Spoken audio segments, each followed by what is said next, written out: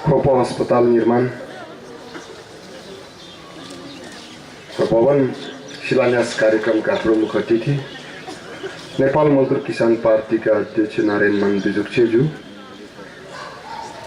नेपाल मजदुर किसान पार्टीका सचिव एवं सांसद प्रेम सुवालज्यू र त्यसै गरिकन हाम्रो आमन्त्रणमा उपस्थित हुनुभएका अतिथिज्यूहरू, भक्तपुरवासी दाजुभाइ तथा दिदीबहिनीहरू, सबभन्दा पहिले यस कार्यक्रममा उपस्थित हुनुभएका हाम्रा प्रमुख अतिथिज्यू लगायत सम्पूर्ण उपस्थित दाजुभाइ तथा दिदीबहिनीहरूलाई म भक्तपुर नगरपालिकाको तर्फबाट हार्दिक धन्यवाद दिन चाहन्छु।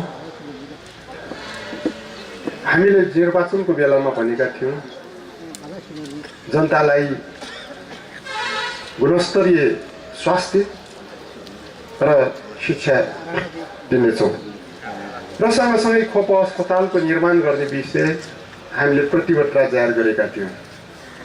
हामी निर्वाचित भएको 100 दिनमा हामीले घर घरमा नर्सिङ सेवा सुरु गर्यौँ।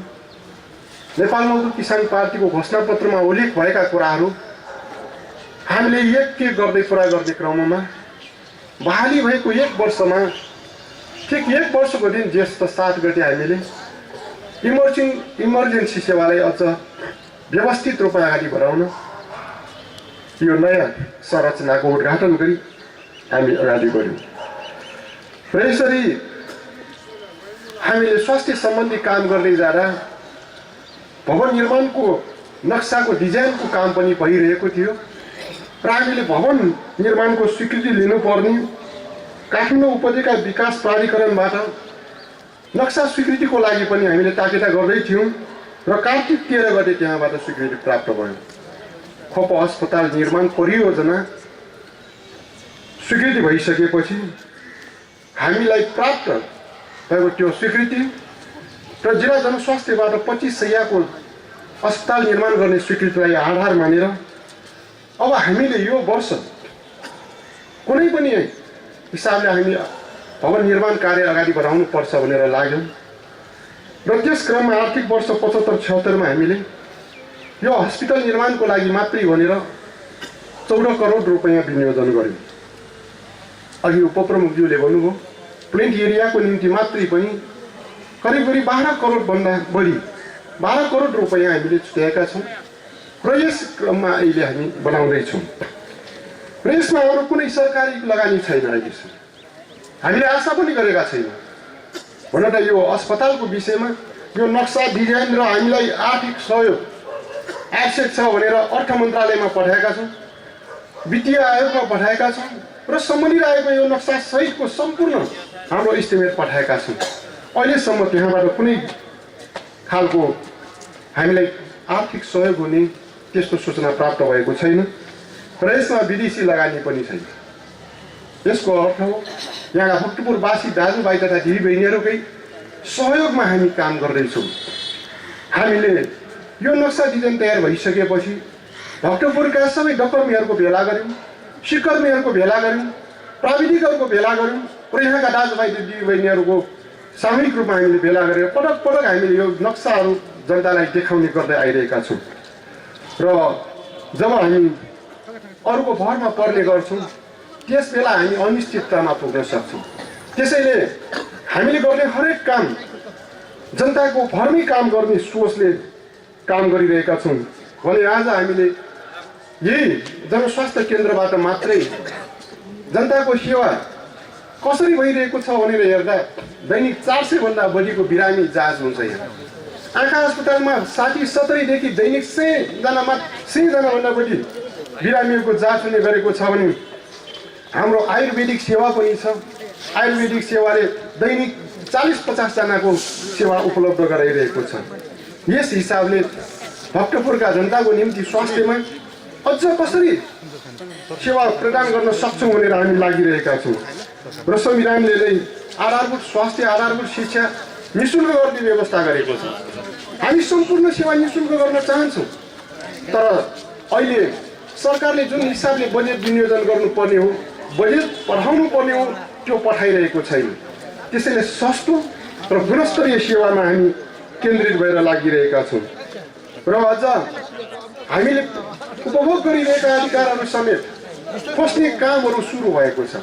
हामीले यसभन्दा अगाडि पनि बारम्बार भन्दै आइरहेका छौँ, कर्मचारीहरू पठाउने काम, स्वास्थ्य र शिक्षाको काम क्रमशः फेरि केन्द्रले नियन्त्रण गर्न खोजिरहेको छ। हामीलाई आश्चर्य लाग्छ, शिक्षा नगर शिक्षा समिति हामीले गठन गर्यौँ, त्यसमार्फत हामीले काम गरिरहेका छौँ। अब शिक्षाको फेरि अर्को किसिमले काम गर्ने भनेर त्यो सूचनाहरू हामीले प्राप्त गरिरहेका छौँ। सरकारले नै केन्द्रित गर्ने हो भने यो संहिताको अर्थ के हो? अहिले कर्मचारीहरू राख्ने काम स्थानीय स्वायत्त शासन ऐन 2055ले नगरपालिकालाई दिएको थियो, त्यही अनुसार नगरपालिकाले काम गर्दै आएको थियो र एकजना कार्यकारी अधिकृत मात्र पठाउने गर्थ्यो।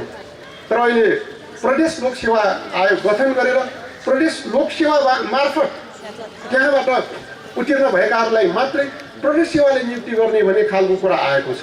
र त्यति मात्र होइन, कर्मचारी समायोजनको नाउँमा अब केन्द्रबाट नै कर्मचारीहरू पठाउने भनेर 30-40,000 कर्मचारीहरू स्थानीय तर प्रदेशहरूमा पठाउने भन्ने कुरा आइरहेको छ। यसरी सबै कुरा केन्द्रले प्रदेशले गर्ने हो भने अनि स्थानीयताको अधिकार के हो? स्थानीयलाई सरकार भनिदिएको छ, हाम्रो संविधानले बोलेको छ, स्थानीय सरकार सञ्चालन 2074 बनाइसकेको छ। तर कार्यान्वयन गर्ने क्रममा भने केही अप्ठ्याराहरू हामीले अनुभव गरिरहेका छौँ। त्यस कारणले हामी कमसे कम पनि भक्तपुर नगरपालिकाले हामीलाई प्राप्त कानुनी अधिकार, संवैधानिक अधिकार पूर्ण रूपमा कार्यान्वयन गरेर देखाउनु पर्छ भनेर हामी लागिरहेका छौँ। चाहे भौतिक संरचना निर्माणको काममा होस्, चाहे शिक्षामा होस्, चाहे स्वास्थ्य क्षेत्रमा होस्, चाहे सम्पदा संरक्षणमा होस्। सायद त्यसैले होला भक्तपुरबाट हामीले धेरै सिक्नु छ भनेर विभिन्न नगरपालिकाका प्रमुखज्यूहरू आइरहनु भएको छ, उपप्रमुखज्यूहरू आइरहनु भएको छ, जनप्रतिनिधिहरू आइरहनु भएको छ। हामीले आफूले गर्दै आएको कामहरू बढाउँदा उहाँहरूले भन्नुभएको छ वास्तवमा स्वायत्तता यही हो, वास्तवमा संहिताको पूर्ण कार्यान्वयन यही भएको छ उहाँहरूले भन्नुभएको छ। हामी अस्ति मन्त्रीज्यू कहाँ भेट्न गयौँ, त्यहाँका सचिवज्यूहरूसँग भेट्यौँ, हामीले गर्दै आएको कामको विषयमा हामीले संक्षिप्त रूपमा बतायौँ र उहाँहरूले अन्य विभिन्न जिल्लाका सांसदहरू बसिरहनु भएको थियो र भन्नुभयो वास्तवमा नेपालमा एउटै नगरपालिकाले संहिताको पूर्ण रूपमा कार्यान्वयन गर्दै आएको छ, त्यो भक्तपुर नगरपालिका हो। उहाँहरूले नै गरिराख्नु भएको छ, उहाँहरू मार्फत हामी सबैले अरू सबैले सिक्नुपर्छ भनेर भन्नुभएको छ। हो, त्यसकारण हामी भन्छौँ तपाईहरूले जुन हिसाबले भक्तपुर नगरपालिकाले सहयोग गर्नुभएको छ, नेपाल मजदुर किसान पार्टी जुन हिसाबले काम गर्न खोजिरहेको छ, त्यो संविधान र कानुनमा बाहिर गएर होइन, संविधान र कानुनको परिधिभित्र रहेर हामीले सबै काम अब त्यहाँ जनताको सेवा गर्ने काममा अलिकति पनि कन्जुसी नगरौँ भन्ने उद्देश्यले काम गरिरहेको छ। यही सिलसिलामा अहिले हामी खोप अस्पताल निर्माण गर्दैछौँ। हामी खोप अस्पतालमा अलिकति पनि ढिलाइ हुन दिने छैनौँ।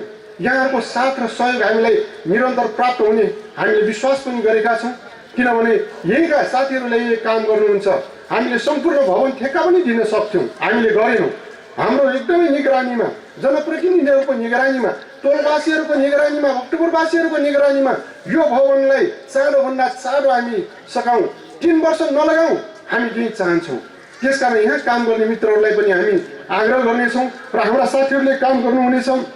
त्यस्तो बेलामा कहीँ कति कमजोरी हुन गएको रहेछ भने तपाईँहरूले अलिकति पनि नअल्मलिकन हामीलाई आलोचना गर्नुहोस्, सुधार्ने मौका दिनुहोस्।